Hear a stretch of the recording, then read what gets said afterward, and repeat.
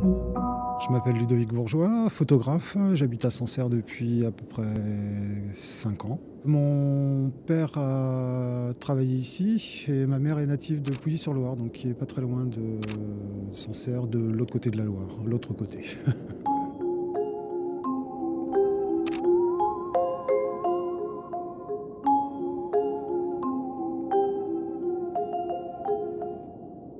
C'est paisible dans le bon sens du terme. C'est-à-dire que moi, venant de Paris, donc toujours dans une course permanente, ici, je me suis rendu compte très rapidement que l'inspiration prenait plus de temps, mais était plus sereine et précise.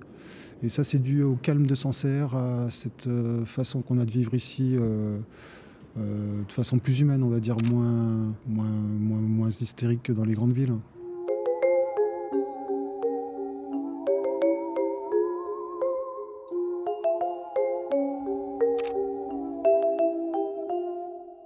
Je réfléchis pas forcément à ce que je vais prendre en photo, je réagis plutôt sur l'émotion que va me provoquer une vue.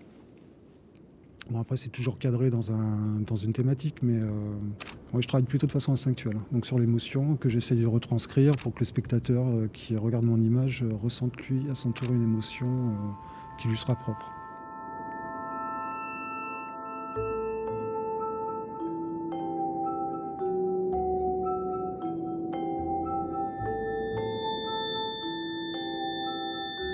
Quand je suis arrivé à Sancerre, c'est le premier endroit qui m'a interpellé. D'un côté, on a la plaine, de l'autre côté, c'est le piton. Et avec les variations de lumière, que ce soit au coucher, au lever du soleil, le pont change de couleur. C'est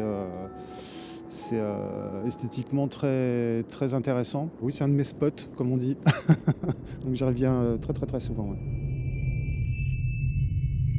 L'hiver est long à Sancerre. L'été est très appréciable, l'hiver est plutôt long. Et bon, comme c'est une ville qui fonctionne essentiellement sur le tourisme, on a plus l'habitude de voir du monde en été.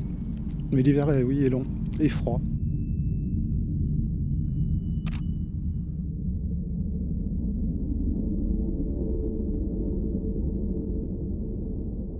Bon, voilà, moi je fais mes photos, mais après, pour qu'elles soient dans un tiroir, ça n'a pas de sens. Il faut vraiment les montrer et on a besoin de cette reconnaissance. J'aimerais que la ville se développe sur un axe artistique, culturel, sachant qu'il y a plein d'espaces qui sont libres. Et je pense que ce serait intéressant que des artistes, artisans d'art prennent d'assaut la ville. Je pense que ça lancerait une dynamique intéressante sur le Piton.